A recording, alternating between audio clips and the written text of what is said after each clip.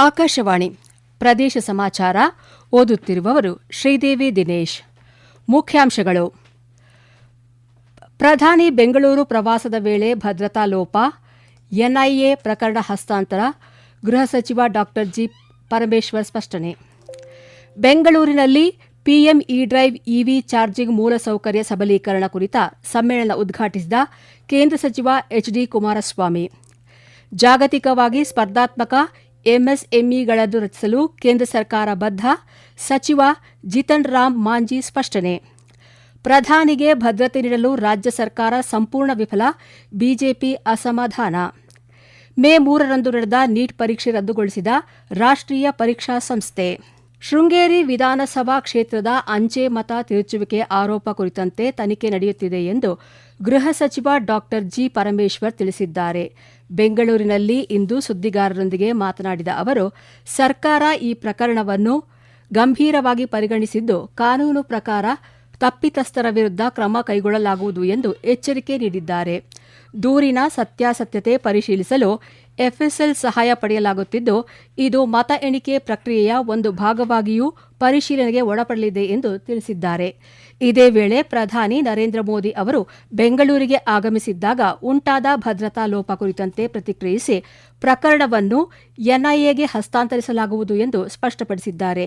Gelatine ಕಡ್ಡಿ ಪತ್ತೆ ಪ್ರಕರಣ ತನಿಖೆ ನಡೆಸಲು ಎನ್ಐಎ ರಾಜ್ಯ ಪೊಲೀಸರನ್ನು ಕೋರಿರುವುದಾಗಿ ಸಚಿವ ಜಿ. ಪರಮೇಶ್ವರ್ ತಿಳಿಸಿದ್ದಾರೆ. ಸುಸ್ಥಿರ ಸಾರಿಗೆಯ ಭವಿಷ್ಯವು ವಿದ್ಯುತ್ ವಾಹನಗಳ ಮೇಲೆ ಮಾತ್ರವಲ್ಲ, ರಾಷ್ಟ್ರದಾದ್ಯಂತ ದೃಢವಾದ ಮತ್ತು ಭವಿಷ್ಯಕ್ಕೆ ಸಿದ್ಧವಾದ ಚಾರ್ಜಿಂಗ್ ಜಾಲವನ್ನು ನಿರ್ಮಿಸುವುದರ ಮೇಲೆ ಅವಲಂಬಿತವಾಗಿದೆ ಎಂದು ಕೇಂದ್ರ ಬೃಹತ್ ಕೈಗಾರಿಕಾ ಹಾಗೂ ಉಕ್ಕು ಖಾತೆ ಸಚಿವ ಎಚ್.ಡಿ. ಕುಮಾರಸ್ವಾಮಿ ತಿಳಿಸಿದ್ದಾರೆ. ಬೆಂಗಳೂರಿನಲ್ಲಿ ಇಂದು ಪಿಎಂ ಇ-ಡ್ರೈವ್ ಯೋಜನೆಯಡಿ ದೇಶಾದ್ಯಂತ ಇವಿ ಚಾರ್ಜಿಂಗ್ ಮೂಲಸೌಕರ್ಯ ಸಬಲೀಕರಣ ಕುರಿತ ಸಮ್ಮೇಳನ ಉದ್ಘಾಟಿಸಿ ಮಾತನಾಡಿದ ಅವರು, ತಂತ್ರಜ್ಞಾನದಲ್ಲಿ ಮುಂಚೂಣಿಯಲ್ಲಿರುವ ಬೆಂಗಳೂರಿನಲ್ಲಿ ಈ ಸಮ್ಮೇಳನ ಆಯೋಜಿಸುತ್ತಿರುವುದು ಸಂತಸದ ವಿಚಾರ ಎಂದು ಹೇಳಿದ್ದಾರೆ. ಕೇಂದ್ರ ಕೈಗಾರಿಕಾ ಸಚಿವಾಲಯ ಪಿಎಂ ಇ-ಡ್ರೈವ್ ಯೋಜನೆ ಅಡಿಯಲ್ಲಿ ರಾಷ್ಟ್ರವ್ಯಾಪಿ ಬ್ಯಾಟರಿಗಳ ಉತ್ಪಾದನೆಗೆ ಉತ್ತೇಜನ ನೀಡುತ್ತಿದೆ. ಇದು ದೇಶದ ಜಿಡಿಪಿ ಬೆಳವಣಿಗೆಗೂ ಸಹಕಾರಿಯಾಗಲಿದೆ ಎಂದು ಅಭಿಪ್ರಾಯಪಟ್ಟಿದ್ದಾರೆ. Roadmap for EV charging infrastructure will be guided by three core principles: accessibility, ensuring charging stations are available across urban and rural India; affordability, making EV charging cost effective for every citizen; reliability, delivering a seamless, safe and dependable and user experience. This is not just about infrastructure, this is about building the foundation of India's clean mobility revolution. This is about reducing our dependence on fossil fuels, strengthening energy security. ದೇಶಾದ್ಯಂತ EV charging ಮೂಲಸೌಕರ್ಯವನ್ನು ವಿಸ್ತರಿಸುವತ್ತ ಗಮನ ಹರಿಸಿದ ಈ ಸಮ್ಮೇಳನದಲ್ಲಿ ಬೃಹತ್ ಕೈಗಾರಿಕೆಗಳ ಸಚಿವಾಲಯದ ಹೆಚ್ಚುವರಿ ಕಾರ್ಯದರ್ಶಿ ಡಾ ಹನೀಫ್ ಖುರೇಶಿ, ಬಿಎಚ್ಇಎಲ್, ಐಸಿಎಎಟ್ ತೈಲ ಮಾರಾಟ ಕಂಪನಿಗಳು, ರಾಜ್ಯ ಸರ್ಕಾರಗಳ ಹಿರಿಯ ಅಧಿಕಾರಿಗಳು ಮತ್ತು ಉದ್ಯಮದ ಪಾಲುದಾರರು ಉಪಸ್ಥಿತರಿದ್ದರು. ರಾಜ್ಯದ ಅತಿ ಸಣ್ಣ ಮತ್ತು ಮಧ್ಯಮ ಕೈಗಾರಿಕೆಗಳ ಪರಿಸರ ವ್ಯವಸ್ಥೆ ಮತ್ತು ಉತ್ಪಾದನಾ ವಲಯಕ್ಕೆ ಗಮನಾರ್ಹ ಉತ್ತೇಜನ ನೀಡುವ ಎನ್ಐಸಿ ತಂತ್ರಜ್ಞಾನ ಮತ್ತು ಸಾಮಾನ್ಯ ಸೌಲಭ್ಯ ಕೇಂದ್ರವನ್ನು ಬೆಂಗಳೂರಿನಲ್ಲಿ ಇಂದು ಕೇಂದ್ರ ಅತಿ ಸಣ್ಣ ಮತ್ತು ಮಧ್ಯಮ ಕೈಗಾರಿಕಾ ಸಚಿವ ಜಿತನ್ ರಾಮ್ ಮಾಂಜಿ ಹಾಗೂ ಕೇಂದ್ರ ಸಚಿವೆ ಶೋಭಾ ಕರಂದ್ಲಾಜೆ ಉದ್ಘಾಟಿಸಿದರು. ಈ ವೇಳೆ ಮಾತನಾಡಿದ ಕೇಂದ್ರ ಸಚಿವ ಜಿತನ್ ರಾಮ್ ಮಾಂಜಿ, ಜಾಗತಿಕವಾಗಿ ಸ್ಪರ್ಧಾತ್ಮಕ ಎಂಎಸ್ಎಂಇಗಳನ್ನು ರಚಿಸಲು ಮತ್ತು ಭಾರತದ ಉತ್ಪಾದನಾ ಪರಿಸರ ವ್ಯವಸ್ಥೆ ಬಲಪಡಿಸಲು ದೇಶದಾದ್ಯಂತ ಆಧುನಿಕ ತಂತ್ರಜ್ಞಾನ ಕೇಂದ್ರಗಳು ಮತ್ತು ಸಾಮಾನ್ಯ ಸೌಲಭ್ಯ ಕೇಂದ್ರಗಳನ್ನು ಸ್ಥಾಪಿಸುವತ್ತ ಕೇಂದ್ರ ಸರ್ಕಾರ ನಿರಂತರವಾಗಿ ಕಾರ್ಯನಿರ್ವಹಿಸುತ್ತಿದೆ ಎಂದು ತಿಳಿಸಿದ್ದಾರೆ. ಎಂಎಸ್ಎಂಇಗಳು ಯುವಕರಿಗೆ ಉದ್ಯೋಗ ಅವಕಾಶಗಳನ್ನು ಸೃಷ್ಟಿಸಲು ಸಹಾಯಕವಾಗಿದೆ ಎಂದು ಅವರು ಹೇಳಿದ್ದಾರೆ. ಇದೇ ವೇಳೆ ಮಾತನಾಡಿದ ಕೇಂದ್ರ ಸಚಿವೆ ಶೋಭಾ ಕರಂದ್ಲಾಜೆ, ದೇಶದ ಅತಿದೊಡ್ಡ ಕೈಗಾರಿಕಾ ಸಮೂಹಗಳಲ್ಲಿ ಒಂದಾಗಿರುವ ಪೀಣ್ಯಕ್ಕೆ ಎಂಎಸ್ಎಂಇಗಳ ವಿಕಸನಗೊಳ್ಳುತ್ತಿರುವ ತಾಂತ್ರಿಕ ಅಗತ್ಯತೆಗಳನ್ನು ಪೂರೈಸಲು ಸುಧಾರಿತ ಸಾಂಸ್ಥಿಕ ಬೆಂಬಲ ಹಾಗೂ ಸೌಕರ್ಯದ ಅಗತ್ಯವಿದೆ ಎಂದು ಪ್ರತಿಪಾದಿಸಿದರು. ಕಾರ್ಯಕ್ರಮದಲ್ಲಿ ರಾಷ್ಟ್ರೀಯ ಸಣ್ಣ ಕೈಗಾರಿಕೆಗಳ ನಿಗಮ ಲಿಮಿಟೆಡ್ನ ಪರಿಶಿಷ್ಟ ಜಾತಿ, ಪರಿಶಿಷ್ಟ ಪಂಗಡ ಹಬ್ ಸ್ಕೀಮ್ ಅಡಿಯಲ್ಲಿ ನೀಡಲಾಗುವ ವಿವಿಧ ತರಬೇತಿಗಳನ್ನು ಪೂರ್ಣಗೊಳಿಸಿದ ಅಭ್ಯರ್ಥಿಗಳಿಗೆ ಕೇಂದ್ರ ಸಚಿವರಾದ ಜಿತನ್ ರಾಮ್ ಮಾಂಜಿ ಹಾಗೂ ಶೋಭಾ ಕರಂದ್ಲಾಜೆ ಪ್ರಮಾಣ ಪತ್ರ ವಿತರಿಸಿದರು. ಪೀಣ್ಯದಲ್ಲಿ ಎಂಎಸ್ಎಂಇಗಳಿಗೆ ತಂತ್ರಜ್ಞಾನ ಪ್ರವೇಶ, ಪರೀಕ್ಷಾ ಸೌಲಭ್ಯಗಳು, ಕೌಶಲ್ಯ, ನಾವೀನ್ಯತೆ ಮತ್ತು ಉದ್ಯಮ ಸ್ಪರ್ಧಾತ್ಮಕತೆಯನ್ನು ಬಲಪಡಿಸಲು ಕೇಂದ್ರ ಸಣ್ಣ ಮತ್ತು ಮಧ್ಯಮ ಕೈಗಾರಿಕೆಗಳ ಸಚಿವಾಲಯದ ಬೆಂಬಲದೊಂದಿಗೆ ರಾಷ್ಟ್ರೀಯ ಸಣ್ಣ ಕೈಗಾರಿಕಾ ನಿಗಮ ಪ್ರಸ್ತಾವಿತ ಅತ್ಯಾಧುನಿಕ ಕೇಂದ್ರ ಸ್ಥಾಪಿಸಿದೆ. ಪ್ರದೇಶ ಸಮಾಚಾರ ಕೇಳುತ್ತಿದ್ದೀರಿ. ನಮ್ಮ ಎಲ್ಲಾ ರಾಷ್ಟ್ರೀಯ ವಾರ್ತೆಗಳು ಹಾಗೂ ಪ್ರದೇಶ ಸಮಾಚಾರ ಈಗ ಆಕಾಶವಾಣಿ ನ್ಯೂಸ್ ಕನ್ನಡ ಯೂಟ್ಯೂಬ್ ಚಾನೆಲ್ನಲ್ಲಿ ಲಭ್ಯ. ನಮ್ಮ ಎಕ್ಸ್ ಖಾತೆ ಮತ್ತು ಇನ್ಸ್ಟಾಗ್ರಾಂ ಖಾತೆ ಆಕಾಶವಾಣಿ ನ್ಯೂಸ್ ಕನ್ನಡ. ಹೆಚ್ಚಿನ ಮಾಹಿತಿಗಾಗಿ ನಮ್ಮ ಫೇಸ್ಬುಕ್ ಖಾತೆ AIR ಕನ್ನಡ ನ್ಯೂಸ್ ಅನುಸರಿಸಿ. ಮಾಹಿತಿಯ ಹೂರಣ ವಾರದ ಕಾರ್ಯಕ್ರಮ ಪ್ರಚಲಿತ ವಿದ್ಯಮಾನ ಪ್ರತಿ ಬುಧವಾರ 9:15.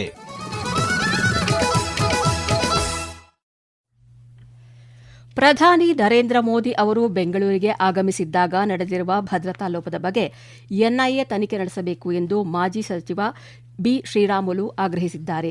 ಬೆಂಗಳೂರಿನಲ್ಲಿ ಇಂದು ಸುದ್ದಿಗಾರರೊಂದಿಗೆ ಮಾತನಾಡಿದ ಅವರು, ಪ್ರಧಾನಿ ಆಗಮಿಸಿದಾಗ ಕಾಂಗ್ರೆಸ್ ಸರ್ಕಾರ ಸರಿಯಾದ ಭದ್ರತೆ ನೀಡದೆ ಲೋಪವೆಸಗಿದೆ. ಇದೇ ಸಂದರ್ಭದಲ್ಲಿ ನೂರಾರು ಮಂದಿ ಇನ್ಸ್ಪೆಕ್ಟರ್ಗಳನ್ನು ವರ್ಗಾವಣೆ ಮಾಡಿರುವ ಅಗತ್ಯವೇನಿತ್ತು ಎಂದು ಪ್ರಶ್ನಿಸಿದ್ದಾರೆ. ರಾಜ್ಯದ ಕಾಂಗ್ರೆಸ್ ಸರ್ಕಾರಕ್ಕೆ ಪ್ರಧಾನಿ ಮೇಲೆ ಕಾಳಜಿ ಹಾಗೂ ಗೌರವ ಇಲ್ಲ ಎಂದು ಅಸಮಾಧಾನ ವ್ಯಕ್ತಪಡಿಸಿದ್ದಾರೆ. ವೈದ್ಯಕೀಯ ಶಿಕ್ಷಣ ಪ್ರವೇಶಕ್ಕಾಗಿ ಈ ತಿಂಗಳ 3ರಂದು ನಡೆದ ನೀಟ್ ಯುಜಿ 2026 ಪರೀಕ್ಷೆಯನ್ನು ರದ್ದುಗೊಳಿಸಲು ರಾಷ್ಟ್ರೀಯ ಪರೀಕ್ಷಾ ಸಂಸ್ಥೆ ನಿರ್ಧರಿಸಿದೆ. ವಿದ್ಯಾರ್ಥಿಗಳ ಹಿತದೃಷ್ಟಿಯಿಂದ ಈ ನಿರ್ಧಾರ ತೆಗೆದುಕೊಳ್ಳಲಾಗಿದೆ ಎಂದು ಎನ್ಟಿಎ ಸಾಮಾಜಿಕ ಮಾಧ್ಯಮದಲ್ಲಿ ತಿಳಿಸಿದೆ. ಪ್ರಶ್ನೆ ಪತ್ರಿಕೆ ಸೋರಿಕೆ ಆರೋಪದ ಸಮಗ್ರ ತನಿಖೆಗಾಗಿ ಪ್ರಕರಣವನ್ನು ಕೇಂದ್ರೀಯ ತನಿಖಾ ದಳಕ್ಕೆ ವಹಿಸಲು ತೀರ್ಮಾನಿಸಲಾಗಿದೆ. ವಿವಿಧ ತನಿಖಾ ಸಂಸ್ಥೆಗಳು ನೀಡಿದ ವರದಿಗಳನ್ನು ಎನ್ಟಿಎ ಸಮನ್ವಯದೊಂದಿಗೆ ಪರಿಶೀಲಿಸಿದ ನಂತರ ಈ ಕ್ರಮ ಕೈಗೊಳ್ಳಲಾಗಿದ್ದು, ಅಗತ್ಯವಿರುವ ಎಲ್ಲ ದಾಖಲೆ ಮತ್ತು ಸಹಕಾರವನ್ನು ನೀಡುವುದಾಗಿ ಸಂಸ್ಥೆ ತಿಳಿಸಿದೆ. ರದ್ದುಗೊಂಡಿರುವ ಪರೀಕ್ಷೆಯನ್ನು ಶೀಘ್ರದಲ್ಲೇ ಮರು ನಡೆಸಲಾಗುವುದು ಮತ್ತು ಅದರ ದಿನಾಂಕಗಳನ್ನು ಪ್ರತ್ಯೇಕವಾಗಿ ಪ್ರಕಟಿಸಲಾಗುವುದು ಎಂದು ರಾಷ್ಟ್ರೀಯ ಪರೀಕ್ಷಾ ಸಂಸ್ಥೆ ಸ್ಪಷ್ಟಪಡಿಸಿದೆ. ಮಲೆ ಮಹದೇಶ್ವರ ವನ್ಯಜೀವಿ ಧಾಮ ವ್ಯಾಪ್ತಿಯ ಹನೂರು ತಾಲೂಕಿನ ಇಂಡಿಗನತ್ತ ಬಳಿ ಬಾಲಕನನ್ನು ಕೊಂದ ಚಿರತೆ ಸೆರೆಗೆ ಅರಣ್ಯ ಇಲಾಖೆ ಕಾರ್ಯಾಚರಣೆ ಆರಂಭಿಸಿದೆ. 30ಕ್ಕೂ ಅಧಿಕ ಮಂದಿ ಈ ಕಾರ್ಯಾಚರಣೆಯಲ್ಲಿ ಭಾಗಿಯಾಗಿದ್ದಾರೆ. ನಾಗಮಲೆ ಮತ್ತು ಇಂಡಿಗನತ್ತದ ದಟ್ಟಾರಣ್ಯದಲ್ಲಿ ಚಿರತೆ ಬೀಡು ಬಿಟ್ಟಿರುವ ಶಂಕೆ ಇದ್ದು, ಥರ್ಮಲ್ ಡ್ರೋನ್ ಕ್ಯಾಮೆರಾದಲ್ಲಿ ಚಿರತೆಯ ದೃಶ್ಯ ಒಂದು ಬಾರಿ ಸೆರೆಯಾಗಿದೆ. ಡ್ರೋನ್ ಕ್ಯಾಮೆರಾ ಸದ್ದು ಕೇಳುತ್ತಿದ್ದಂತೆ ಚಿರತೆ ಅವಿತುಕೊಳ್ಳುತ್ತಿದೆ ಎಂದು ಅರಣ್ಯ ಅಧಿಕಾರಿಗಳು ತಿಳಿಸಿದ್ದಾರೆ.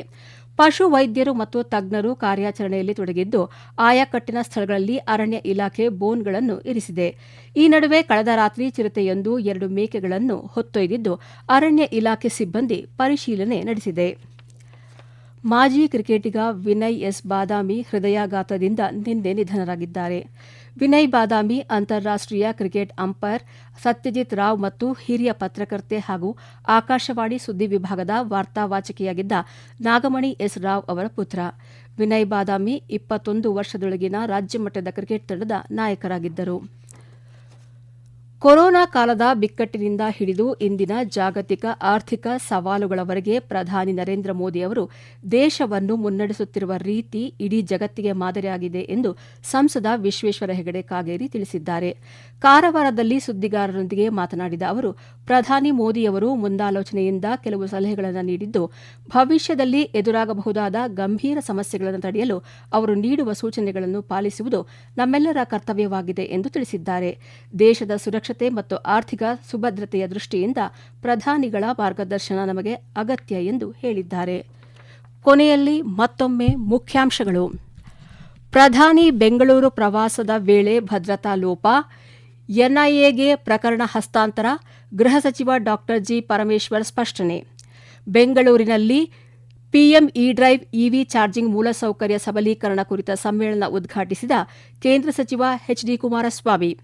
ಜಾಗತಿಕವಾಗಿ ಸ್ಪರ್ಧಾತ್ಮಕ ಎಂಎಸ್ಎಂಇಗಳನ್ನು ರಚಿಸಲು ಕೇಂದ್ರ ಸರ್ಕಾರ ಬದ್ಧ, ಸಚಿವ ಜಿತನ್ ರಾಮ್ ಮಾಂಜಿ ಸ್ಪಷ್ಟನೆ. ಪ್ರಧಾನಿಗೆ ಭದ್ರತೆ ನೀಡಲು ರಾಜ್ಯ ಸರ್ಕಾರ ಸಂಪೂರ್ಣ ವಿಫಲ, ಬಿಜೆಪಿ ಅಸಮಾಧಾನ. ಮೇ 3ರಂದು ನಡೆದ ನೀಟ್ ಪರೀಕ್ಷೆ ರದ್ದುಗೊಳಿಸಿದ ರಾಷ್ಟ್ರೀಯ ಪರೀಕ್ಷಾ ಸಂಸ್ಥೆ. ಇಲ್ಲಿಗೆ ಪ್ರದೇಶ ಸಮಾಚಾರ ಮುಗಿಯಿತು. ನಮ್ಮ ಮುಂದಿನ ವಾರ್ತಾ ಪ್ರಸಾರ ಸಂಜೆ 6:40 ನಿಮಿಷಕ್ಕೆ.